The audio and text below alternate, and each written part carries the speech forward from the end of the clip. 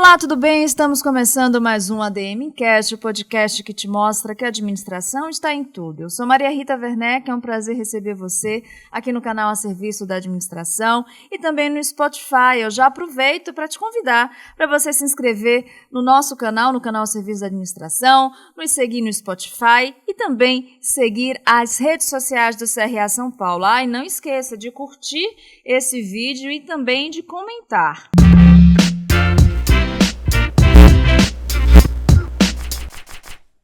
Bom, neste episódio, o nosso bate-papo é sobre agentificação nas empresas. E para essa conversa, eu tenho o prazer de receber o Ricardo Capra, que é filósofo, escritor, especialista em cultura analítica e fundador do Capra Institute.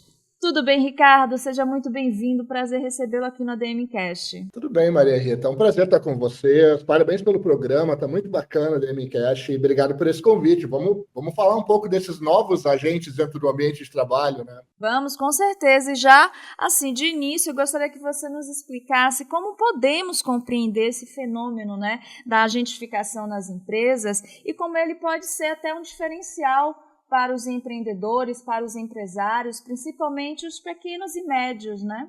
Muito legal. Vamos começar primeiro contando um pouco do que está por trás desse conceito, né? Eu estudo há muitos anos, eu sou fundador do Capra Institute, que é um instituto que pesquisa a relação dos indivíduos e das organizações com dados. A gente chama isso de cultura analítica, é como as pessoas se relacionam com essa questão de tecnologia da informação dentro do ambiente corporativo. Nos últimos anos, eu tenho estudado mais especificamente, aí pelo olhar mais de humanidades, essa interdependência entre humano, dado e máquina.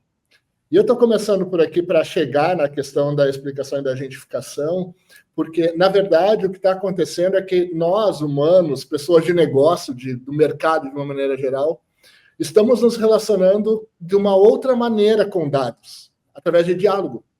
Basicamente, o que a gente está fazendo com as ferramentas disponíveis que estão chegando de inteligência artificial à nossa disposição a gente está dialogando com dados. Então, aquela interface que dependia de um gráfico, de uma visualização, de uma planilha, agora eu faço isso num chat com uma inteligência artificial. E, na verdade, o que a gente está fazendo é dialogando diretamente com dados. E é estranho esse conceito, porque a gente sempre imaginou que para navegar em dados eu precisaria acessar uma planilha, né, Maria Rita? Então, eu acho que o processo que a gente está vivendo é de ter agora, além do agente humano dentro da organização, também o agente artificial. E, na verdade, a relação dos dois acontece através dos dados, né? Excelente. Agora, o que está ao nosso redor, né? Que agentes artificiais são esses que estão ao nosso redor, que muitos empresários ainda não se atentaram, né, a eles? Muito legal, porque, na verdade, quando a gente está falando do conceito de multi-agentes, que é exatamente esse diálogo que está acontecendo agora no mercado, é porque até recentemente, basicamente, a gente só conseguia atribuir uma ação a um indivíduo, a uma pessoa. A responsabilidade é uma ação a um indivíduo. Então, no ambiente de trabalho, a gente sempre se relacionava com agentes humanos realizando atividade de trabalho. Por mais que eu tinha uma máquina executando uma tarefa, dentro de uma indústria, por exemplo, o agente daquela atividade era humano. Nos últimos anos, a gente passou a transferir essa responsabilidade de ação para algoritmos, para sistemas de inteligência artificial. Então, vamos pensar aqui, usar um exemplo super simples que está à disposição de todo mundo, que é os agentes de deslocamento de trânsito que a gente usa nos mapas, como, por exemplo, o Waze. O que ele está fazendo? Ele está agenciando o nosso deslocamento pela cidade. Ele está determinando ações, na verdade, ele está tomando ações e determinando caminhos para a gente se deslocar ao longo da cidade. Esse agente, ele é alimentado por dados, mas ele está realizando uma atividade de trânsito, de efetivamente dizer por onde o motorista pode se deslocar. Mais do que isso, esse agente, ele é responsável por alimentar, por exemplo, o sistema de aplicativos, né, motoristas de aplicativo, onde ele determina quanto tempo uma viagem vai levar. Então, repara que a agência está instalada nas coisas mais simples do nosso dia a dia, como o deslocamento no trânsito. E a gente pode pensar isso em diversas instâncias, tá? Vamos pensar um agente que é um chatbot de atendimento ao consumidor, algo muito comum hoje. A gente vai falar e é algo muito que está no nosso dia a dia. Isso tudo são agentes artificiais que são alimentados de dados e que estão sendo colocados no nosso ambiente de trabalho junto com o agente humano. Agora, por curiosidade, assim, numa empresa, existe alguma área que precise ser agentificada, né? Primeiro, para ela ter sucesso na sua eficiência e até para fazer sentido para a própria empresa? As áreas que têm mais dados disponíveis, vou chamar dessa maneira assim, tá? Para simplificar a resposta aqui, elas são mais fáceis de usarem esses recursos artificiais, esses agentes artificiais no dia a dia. Por exemplo, a área de marketing, em razão de grande parte do marketing de ser digital, a gente já tem muitas empresas de mídia digital, ela é um setor muito alimentado por dados. Então, aqui é mais fácil, por exemplo, eu ter um agente artificial atuando. E a gente já tem isso, porque eles fazem recomendação de onde entregar a mensagem de comunicação, eles te dizem qual é o melhor público. Então, esse sistema de inteligência artificial já está instalado dentro da área de marketing. Outra área muito ativa é a área de CRM. Então, se a gente parar para pensar, toda a área de CRM tem muitos dados e foi amparada por sistemas com muitos dados. Então, o que acaba acontecendo? Ela também é uma área que permite uma agentificação de uma maneira mais ativa. Logística, uma outra área que a gente tem muita distribuição de informação também, os dados circulam, tem armazenamento de dados, então também é uma área. Então, as áreas que têm uma relação mais ativa com dados e usam mais sistemas de informação são as mais não fáceis, mas os caminhos mais curtos de serem agentificados. Tá? Então, é onde a gente vai ter uma melhor acurácia dos dados para poder fazer com que eles ajam pela gente. Porque, e aqui é interessante esse ponto, Maria Rita, a gente fica pensando um agente artificial como algo muito longe da nossa realidade, mas, basicamente, um agente artificial, uma inteligência artificial, não é nada mais do que dados em movimento. Eu determino uma ação, um próximo movimento para os dados. Inclusive, tudo que a gente conhece como inteligência artificial, como modelos de linguagem, que são os que estão agora em moda dentro dos modelos de inteligência artificial, é nada mais do que um modelo preditivo do próximo texto que a gente vai escrever.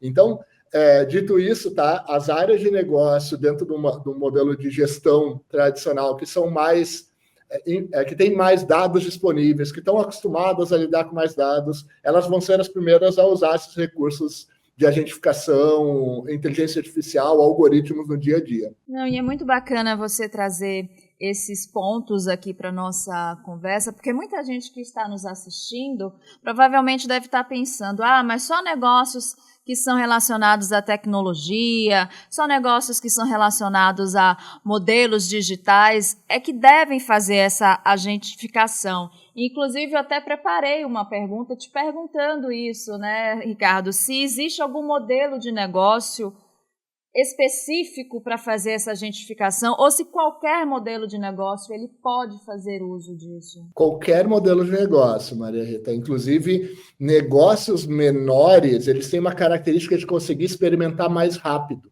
Então, o processo de experimentação numa organização grande, para eu distribuir agentes que passem pelo controle de qualidade numa organização maior, leva mais tempo. Enquanto implementar isso numa organização menor, com menos que eu possa fazer testes mais rápidos em grupos menores, ele é um potencial de disrupção no teu mercado, em cada mercado. Tá?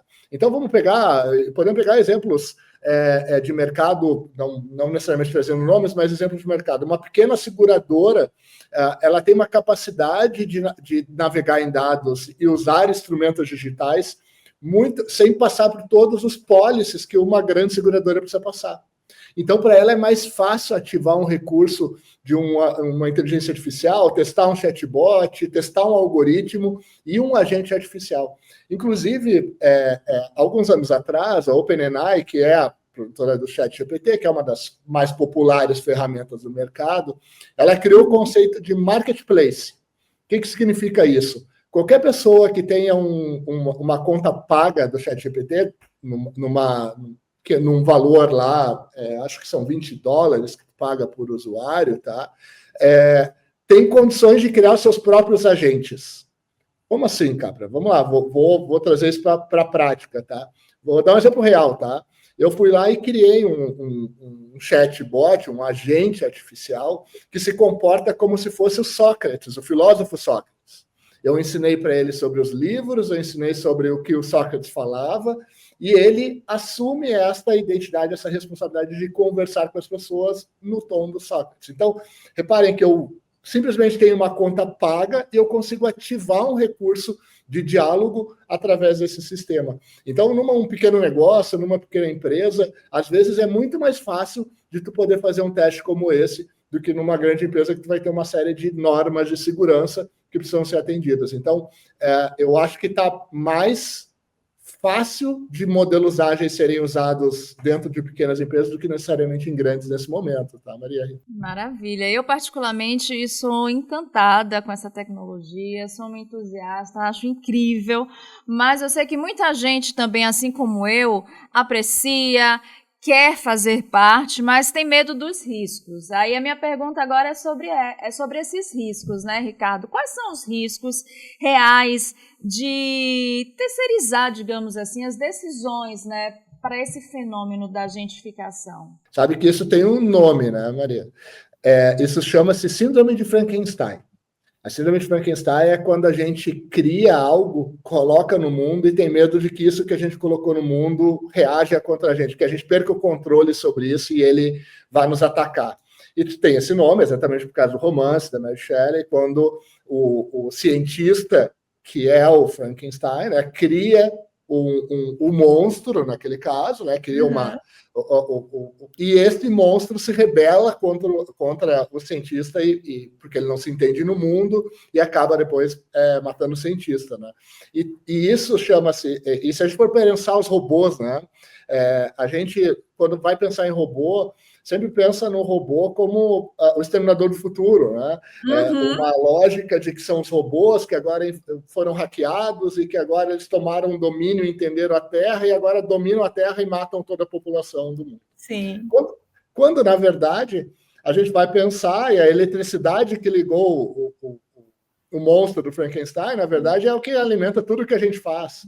Os robôs que a gente imaginava, essa revolução dos robôs, estão passando nas nossas casas e tirando pó e limpando o chão das nossas casas. A gente dominou essas tecnologias. E sempre que é novo, assusta mais. Então, o que a gente está passando nesse momento é uma síndrome de Frankenstein sobre a inteligência artificial. Porque tem uma característica da inteligência artificial que é muito interessante, Maria Rita, que ela é invisível. A gente não consegue objetificar, a gente não consegue desenhar. Se eu pedir para a Xi agora fazer um desenho, o que é inteligência artificial? Desenha. Basicamente, a gente vai acabar desenhando um robô, que é o que a gente consegue, só que a inteligência artificial não é um robô. Né? A inteligência artificial é algo invisível que está dentro do nosso ecossistema de informação, da nossa ecologia informacional no mundo, e conectado em tudo que a gente faz. A camiseta que eu escolho, o óculos que eu comprei, o relógio conectado com minha frequência cardíaca numa nuvem, tudo isso tem sistemas conectados e inteligência artificial funcionando integrada a isso. Então, ela por ser invisível, é mais assustador, porque ele está afetando o nosso processo cognitivo. E ao afetar nosso processo cognitivo, a gente não enxerga onde começa o meu processo de pensar de onde começa o processo de pensar da máquina. Então, é realmente assustador, tá?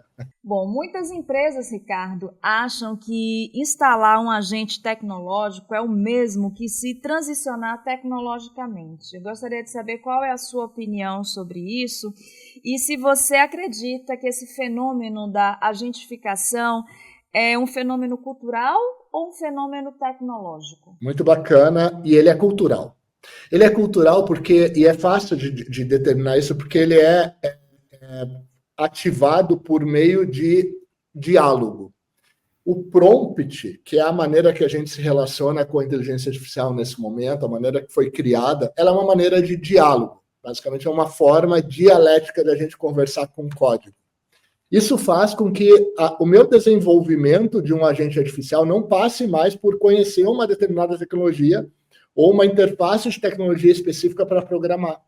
Por muito tempo, isso ficou determinado ou limitado a programadores, profissionais de tecnologia, especialistas que tinham uma capacidade de lidar com modelos avançados, com sistemas avançados, com linguagens específicas para poder fazer esse desenvolvimento. Então, ele era um movimento tecnológico, pois dependia de um profissional com uma experiência e com uma especialidade em tecnologia para poder fazer o desenvolvimento. O que a gente está vivendo agora é muito diferente. O exemplo que eu dei agora do sistema artificial que emula o Sócrates, ele é desenvolvido num diálogo. E eu vou dar um exemplo mais simples ainda do que esse, que ajuda quem está nos acompanhando aqui a entender. Eu fui dar uma aula para uma turma sobre ética e inteligência artificial para uma turma de ensino médio, tá, Maria Rita? Num projeto social que a gente atende aqui no Instituto. E quando eu fui fazer essa aula, eu estava lá ensinando para eles sobre essa questão da possibilidade de a gente fazer atualmente personalização de sistemas de inteligência artificial, esses agentes artificiais. E a turma me respondeu, um pedaço da turma me respondeu que, não, peraí, Capra, a gente já usa isso no dia a dia. Como assim vocês usam? Não, a gente criou um agente artificial para cada disciplina. Um para matemática, um para português, um para história, um para biologia. E aí a gente ensinou os livros que a gente estava estudando, a gente disse os livros que a gente estava estudando, a gente complementa com as aulas que a gente está tendo, e esses agentes são nossos tutores, um de cada disciplina. E aquilo nos chamou muita atenção, porque, na verdade, eles fazem tudo isso sem conhecer código. Uma turma de ensino médio, sem especialização em tecnologia, fazendo fazendo um uso de agentes no dia a dia de uma maneira muito ativa para estudar, para colar, inclusive, né? Para encontrar maneiras de usar esses recursos no dia a dia, mas como efetivamente um agente. Então, é um movimento cultural e que não está relacionado com uma competência específica, e sim com aqueles que de alguma forma, ultrapassaram o medo de se relacionar com esses novos recursos que a gente tem à nossa disposição. É incrível esse exemplo. E a gente pode, inclusive, dizer que essa agentificação pode criar organizações como grupos, pessoas hiperprodutivas. E essa hiperprodutividade, ao meu ver, também pode desenvolver pessoas, organizações hiper ansiosas. Aí eu gostaria de saber, na sua opinião, como é que a gente pode ver esses agentes de modo que eles não ampliem, né, essa cultura da urgência, da sobrecarga, que a gente já está vivendo, inclusive, né? Então, o Daniel Kahneman, o Nobel de Economia, que escreveu os livros, que escreveu o livro Ruído, mais recentemente, acho que é o mais atual dele, o mais que fala um pouco sobre isso. Ele fala sobre um fenômeno que a sociedade sofreu, que é a paralisia decisória. O que significa isso? A gente recebeu tanta informação, tem tantas conexões disponíveis, que a quantidade de informação que a gente recebeu nos fez paralisar no processo decisório. Essa hiperinformação nos fez travar como sociedade, porque a gente não consegue consumir mais informação organicamente, biologicamente, e continua querendo consumir informação. Isso gera crise de burnout, isso gera crise de ansiedade, isso gera uma série de questões envolvidas com isso. O uso de agentes, o uso de sistemas de inteligência artificial, o uso de algoritmos, ele é um redutor da quantidade de informação que a gente tem à nossa disposição. Por quê? Eu posso usar agentes para me apoiar numa pesquisa. Eu posso usar algoritmos para reduzir a quantidade de informação que eu recebo sobre um determinado assunto, fazer filtros. Tudo isso são usos que, na verdade, reduzem a sobrecarga do humano usando sistemas artificiais. É óbvio que se tu for moldado pelas máquinas, se tu considerar somente o que chega dessas máquinas, talvez tu vá sofrer essa sobrecarga. A questão aqui é que o indivíduo precisa entender que ele está num novo momento, que eu mesmo posso configurar esses meus filtros. Eu mesmo posso configurar os meus agentes para me apoiarem nesse processo, como essa turma do ensino médio que eu dei como exemplo, como uma área de marketing que usa esses sistemas para reduzir a quantidade de informação que recebem sobre consumidores, já que é um volumes muito grandes. Então, na verdade, quando a gente pensa na hiperprodutividade, a gente tem que pensar que a gente está fazendo, e eu falo um pouco sobre isso no livro Híbridos, uma divisão do trabalho de uma maneira diferente. Lá atrás, a gente definiu a divisão do trabalho como, olha, eu tenho uma atividade para realizar, eu distribuo essa atividade entre diferentes trabalhadores, seres humanos dentro da empresa, e esses trabalhadores realizam uma atividade que, no final, tem um objetivo, um serviço ou um produto final. O que acontece a partir de agora é que eu distribuo essas atividades não só por agentes humanos, mas também por agentes artificiais. Então, se eu tenho que escrever um texto, eu posso complementar meu texto com um agente artificial. Se eu tenho que produzir uma imagem, eu posso produzir com o apoio da inteligência artificial. Então, eles são, dentro desse momento que a gente está de hiperprodutividade, eles são maneiras de a gente fugir um pouco disso e distribuir atividades. E ao distribuir isso, a gente reduziria um pouco da carga. É óbvio que a gente tem que fazer isso de maneira consciente, né, Maria Rita? Então, acho que aqui o principal ponto aqui dessa questão é a gente despertar que a gente está vivendo um momento como seres híbridos, que a gente tem esses agentes conectados, e dominar isto, porque, obviamente, ser dominado por isso talvez nos coloque num lugar de repetição, atividades contínuas, e que a gente não consiga sair desse ciclo constante, né?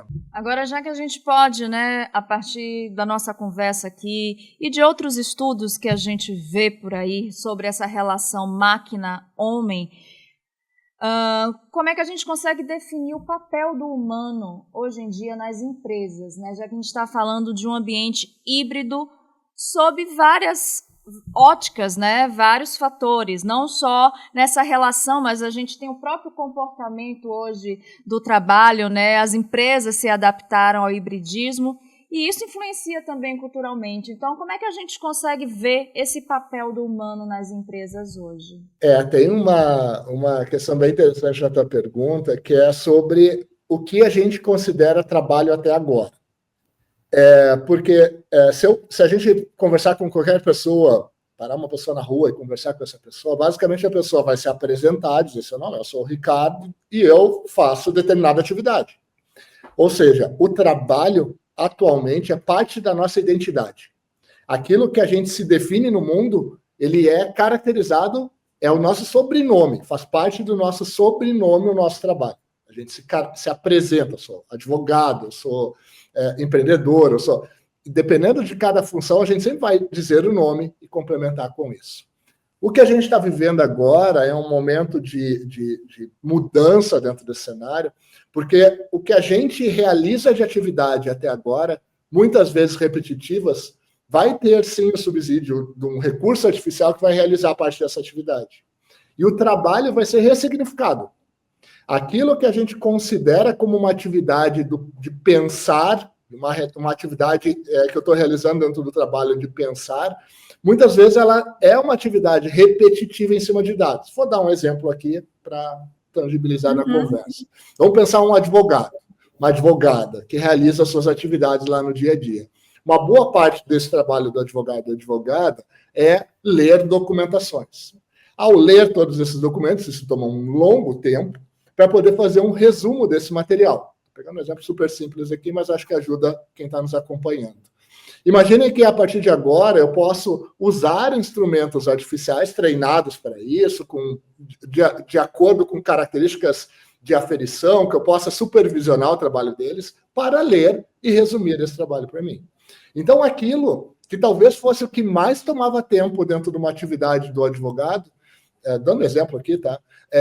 Ele perde o sentido. Não, mas espera aí, eu não preciso mais. Eu antes gastava 4, 5 horas lendo documentos e eu não preciso mais fazer. Mas o que eu vou fazer nesse tempo? Porque entende que o que a gente considera trabalho está relacionado à quantidade de horas que a gente realiza uma determinada atividade, sendo que essa atividade agora pode ser otimizada. Então, aqui tem um problema de ressignificar que aquilo ali não necessariamente é o teu trabalho. O teu trabalho é pensar sobre aquilo e não ler e resumir. E aqui é só um exemplo, tá? A gente poderia ir para todos os setores, mas o que eu quero dizer com isso é essa ressignificação é estranha, porque a gente está sendo colocado à prova num momento, a discussão de um momento onde, peraí, eu não sei o que é trabalhar mais. O que eu imaginei trabalhar, o que eu imaginei... E vamos pensar dentro da academia, né? pesquisadores na academia que fizeram trabalho, que passam tempos lendo. Agora tu tem um deep research, que é uma pesquisa que é feita de forma profunda, diretamente em estudos acadêmicos através de uso de inteligência artificial, que reduz muitas horas realizadas nessa atividade. Então, eu acho que essa ressignificação talvez seja o mais duro para a gente, Maria. Eu acho que o ser humano está passando por uma mudança de significado, de identidade, e talvez seja aqui que está a nossa dor nesse processo de transformação. Né? Maravilha. Bom, Ricardo, a gente aqui no nosso canal, a gente recebe públicos de várias áreas, mas a maioria desse público é formada por administradores, estudantes de administração, e a gente sabe que o público da administração, né, a classe da administração, adora um número, adora indicadores, adora planejamento, e aí eu gostaria de saber, na sua opinião, como é que a gente pode criar, se é possível até criar um indicador para medir, né, a maturidade de uma empresa a partir dessa era dos agentes? Legal. Sim, primeiro que essa área da administração, as pessoas especificamente dessa formação, são aqueles que têm, geralmente, a gente mede isso dentro das organizações, aqui no Capra Institute, são geralmente aqueles que têm mais facilidade para se tornarem profissionais data-driven. O que significa isso? Profissionais orientados por dados dentro do seu processo de tomada de decisão no cotidiano. Eles se habituam eles navegam melhor nessa habilidade de uso de dados para tomada de decisão. O que acontece a partir de agora é que esses indivíduos lidam também com máquinas tomadoras de decisão que também são data-driven, porque antes era um fenômeno que a gente considerava exclusivamente para os indivíduos, né? Já que esses indivíduos eram os tomadores de decisão. Agora a gente também tem os agentes artificiais. Por que eu fui até esse ponto para te trazer uma resposta sobre os indicadores? Até agora, quando a gente pensa em indicadores dentro do ambiente organizacional, todos eles estão relacionados com o trabalho humano.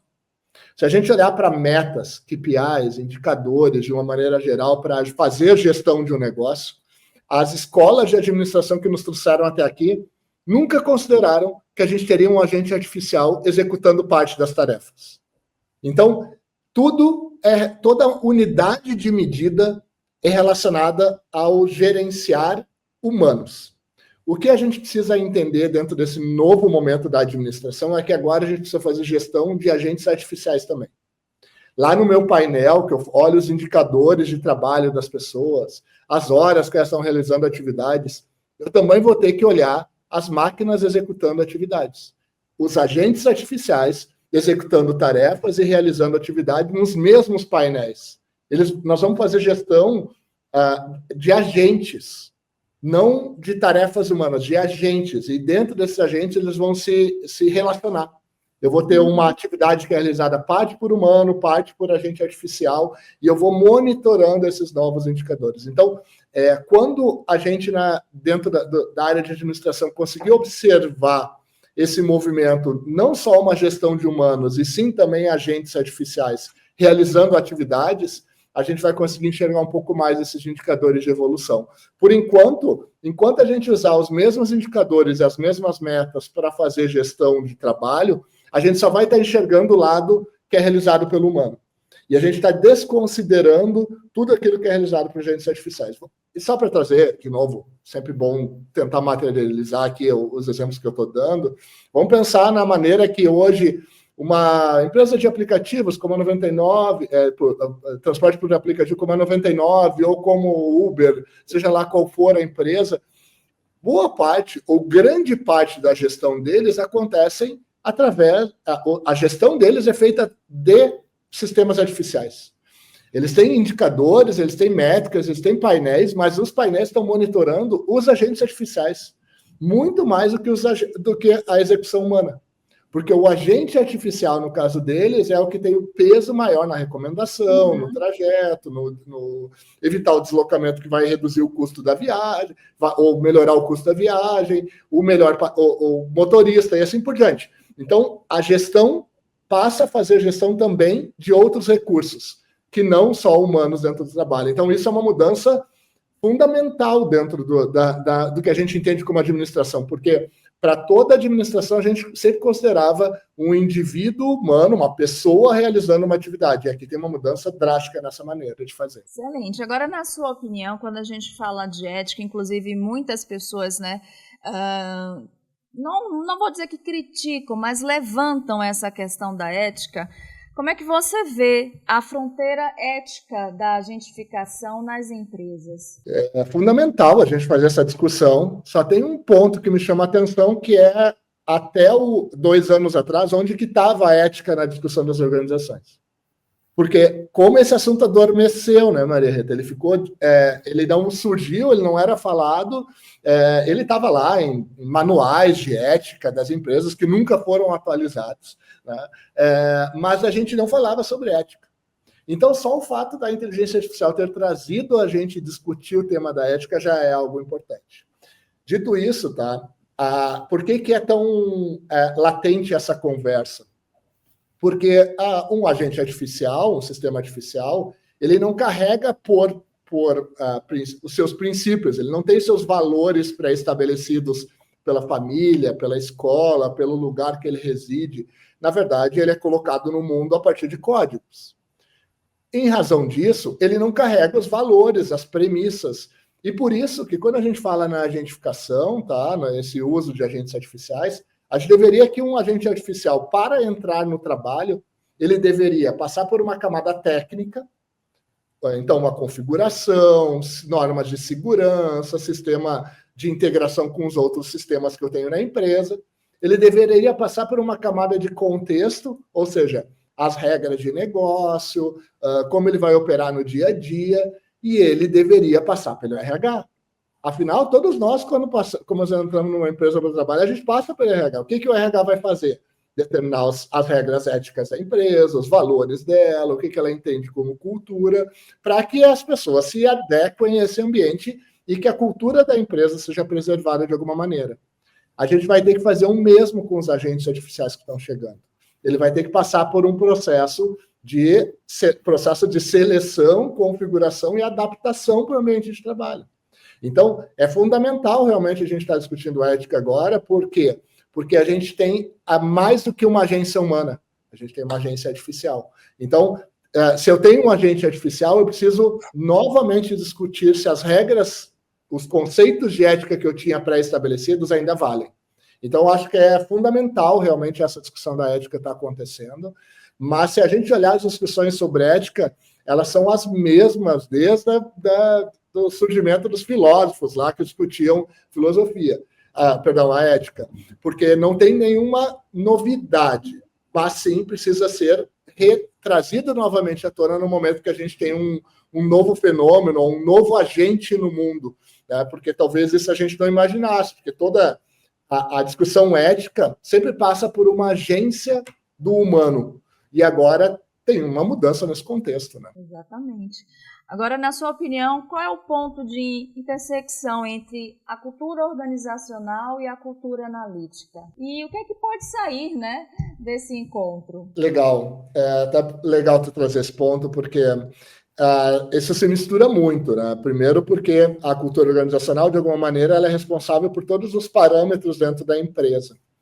A gente tem uma camada, eu vou desenhar dessa maneira aqui, ilustrar dessa maneira para quem está nos escutando, né? Que a gente tem essa cultura organizacional que, como a gente falou aqui, é meio que coordenado, o guardião disso, de alguma forma, acaba sendo a área de recursos humanos da empresa, né? É responsável por, de alguma maneira,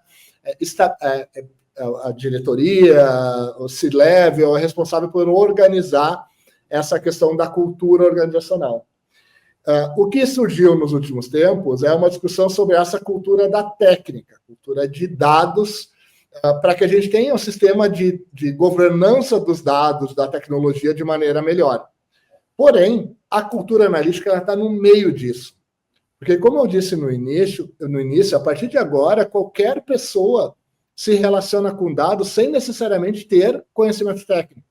Ela dialoga com os dados. Então, a partir desse momento, a gente precisa ter uma cultura de análise, de desdobrar um problema, de ter o pensamento crítico ativo, de compreender um problema, desmontar um problema para poder observar ele, ou seja, uma cultura de análise que a gente não foi preparado. A gente não foi preparado para isso dentro do ambiente organizacional. Então, essa cultura analítica ela surge como um esclarecimento, como uma forma da gente compreender o que está escondido ali. Porque qualquer profissional que recebe uma informação para tomar decisão hoje deveria questionar a qualidade dessa informação. Tá, mas de que dados é feito? Esses dados foram atualizados quando? Como é que ele é composto? Que fórmula fez esse gráfico? Esse gráfico que eu estou vendo, ele é feito de quê? Essas perguntas que eu fiz agora fazem parte de uma cultura analítica. E no momento que a gente vive com fake news, com informação em grande volume que a gente não consegue lidar, a gente precisa questionar o que está por baixo disso. Eu até gosto de usar um exemplo, nesse caso, que a cultura analítica está muito relacionada com o processo de tomada de decisão, ou seja, aperfeiçoar o processo de tomada de decisão com uma maior capacidade analítica. E eu gosto de usar um exemplo da informação. Sempre que a gente pensa numa informação, a gente deveria imaginá-la como uma equação. Uma informação é feita sempre de narrativas e dados. Quando a narrativa pesa mais, o que a gente tem é fake news, máquinas que alucinam. Quando os dados pesam mais, a gente tem um problema, muitas vezes, os dados estarem fora de contexto. Tem um livro muito famoso, inclusive, que é Como Mentir com Estatística, né? Então, a gente deveria manter dados e narrativas equilibrados para ter uma tomada de decisão, uma informação de qualidade. Então, a cultura analítica possibilita isso. Que eu questione as narrativas, que eu questione os dados dentro do meu processo de tomada de decisão no cotidiano. Então, essa é o fundamento dela, por isso que ela é importante dentro do ambiente organizacional. Agora, o que fazer, Ricardo, se eu estou me sentindo um pouco atrasada em relação a esse assunto, se eu sou um empresário, um empreendedor, um profissional da administração, né? Por onde começar a correr atrás de tudo isso que a gente está falando? Bom, primeiro que está todo mundo atrasado. As pessoas de tecnologia estão vendo uma coisa que a gente chama de vibe coding, que está se produzindo software sem saber programar. Né? Então, os profissionais da área da tecnologia estão se considerando atrasados. Os advogados estão se considerando atrasados. Os contadores estão se considerando atrasados. E na administração, a gente também vai ver pessoas considerando atrasado esse momento que estão vivendo. A verdade é que essa quantidade de informação que a gente está recebendo sobre os recursos tecnológicos disponíveis está nos deixando um pouco perdidos nessa conversa. Quando, na verdade, a gente deveria começar com pequenas experimentações dentro de recursos que a gente já tem à disposição. Eu vou usar aqui de novo exemplos de ferramentas populares de inteligência artificial que a gente tem, como o Gemini do Google, como o ChatGPT da OpenAI, entre tantas outras, e várias gratuitas que estão chegando aí também à disposição da população, e começar a lidar com elas. Ao começar a fazer esses experimentos, as pessoas vão se descobrindo o que aquilo significa, vão perdendo o receio, vão notando, não, mas espera aí, eu não preciso saber programar, não, eu posso fazer isso através de diálogo, de um prompt. Então, a melhor maneira de atravessar essa fronteira do atrasado, do medo, é a experimentação. Entrar nesse meio, começar a usar esses recursos, e isso vai gerando um conforto, vai desenvolvendo a habilidade de fazer aquilo e, obviamente, principalmente, Maria Rita, lembrar que é novo para todo mundo. Então, o fato de ser novo para todo mundo permite que isso te dê uma maneira de, inclusive, ocupar esse espaço dentro do teu setor, dentro da tua área de trabalho. Então, se tu é um empreendedor, uma empreendedora, esse é um ótimo momento para utilizar esses recursos no teu negócio, porque é muito novo. Então, e com experimentos pequenos, permite que vá se descobrindo isso de maneira ativa e vá se internalizando isso como uma atividade que agora, a partir de agora, faz parte da relação do humano no trabalho. Então, acho que a melhor maneira é a experimentação, pequeno, com coisas disponíveis, com coisas amigáveis, até que isso vá despertando como interesse efetivamente. Exatamente. E ser curioso, né? Tem muita coisa pela internet, você pode usar muito conteúdo pago, gratuito, os próprios agentes, e também tem uma tecnologia que há séculos ela foi considerada disruptiva, mas que até hoje ela está entre nós, que é o livro, né? E a gente tem aqui uma sugestão de leitura. Nossa dica de leitura hoje é sobre o livro do Ricardo, Híbridos, o futuro do trabalho entre humanos e máquinas. Nele você vai encontrar bastante coisa sobre o que a gente está conversando, mas ninguém melhor do que o próprio Ricardo para falar, né, sobre esse livro. Então, Ricardo, a nossa dica de leitura hoje vai ser sobre o seu livro e também eu vou te pedir depois para você acrescentar com mais uma dica de leitura. Pode ser? Claro. Então vamos lá. Eu quero fazer um comentário sobre o livro que tem muito relação com tudo que a gente veio falando até aqui. Eu apresento um quadro no livro, tá, que eu divido no que é uma inteligência artificial humanista de uma inteligência artificial instrumental. A inteligência artificial instrumental é aquela que, de alguma maneira, vai maximizar a nossa eficiência e produtividade dentro do ambiente de trabalho, como a gente estava falando. Então, a gente vai usar os recursos de maneira complementar, eu vou delegar atividades para IA. E a humanista, ela tem um papel de a gente perceber essa diferença, onde que eu quero preservar as coisas que eu realmente considero humano, aquilo que eu considero que são coisas minhas. Então, esta diferenciação nos permite usar as ferramentas de uma maneira melhor. Eu até estou pegando esse ponto do próprio livro em cima da tua última pergunta, né, Maria Rita? Porque quando a gente percebe a diferença de quando eu estou usando o instrumento e quando eu sou o humano que está coordenando aquela atividade, é mais fácil da gente fazer esse movimento. O livro Híbridos, ele navega exatamente no futuro do trabalho entre humanos e máquinas. Ele caracteriza isso que a gente conversou aqui, dessa interdependência, que a gente não consegue mais se separar dos dados dentro do ambiente corporativo, de trabalho, não consegue mais separar das máquinas as atividades que elas realizam. Então, isso tudo nos permite hoje usar, de uma maneira muito ativa, esses sistemas de inteligência artificial que estão no nosso dia a dia. E, de novo, tá? Só fazendo essa marcação, porque ele está instalado no nosso dia a dia. De alguma maneira, está nos afetando de maneira cognitiva dentro do nosso processo decisório. Então, o Híbridos, ele é um convite para que as pessoas estejam conscientes nesse processo, para despertar um processo de consciência de que, não, peraí, isso já está acontecendo, já é uma realidade, está instalado no meu dia a dia, não é uma coisa futura. Então, isso já é realidade dentro do dia a dia. Então, eu acho que a minha intenção com ele é dar um olhar mais humano para esse momento de transformação tecnológica que a gente está vivendo. Esse é o convite que o Híbridos faz, numa linguagem super amigável, numa linguagem nada técnica. Apesar de eu ter uma formação técnica, minha formação em filosofia que fez com que eu escrevesse o livro, tá? Então acho que é um ponto importante para trazer aqui. Então ele tem uma abordagem muito de realmente o que está acontecendo no nosso ambiente de trabalho a partir dessa intersecção de humanos, dados e máquinas. Tá? Muito bacana. Agora, qual a segunda dica que você traz para a gente? Pode ser sobre esse assunto, como também pode ser um título que tenha te emocionado, que você queira compartilhar com a gente. Eu vou compartilhar esse livro que eu até citei aqui, porque eu acho que ele é um livro muito importante, que mostra os nossos vieses no processo de tomada de decisão. E eu vou compartilhar ele porque eu acho que ele é uma dica bem importante dentro da área de administração. Então, o Daniel Kahneman, que, como eu comentei, foi prêmio Nobel de Economia, tá? Faleceu recentemente. Ele escreveu esse livro chamado Ruído. Ele está em português, está traduzido em português, e o título em português é Ruído. E ele fala dos vieses de tomada de decisão, das nossas falhas cognitivas quando a gente tem que tomar decisões em razão de consumo excessivo de informação.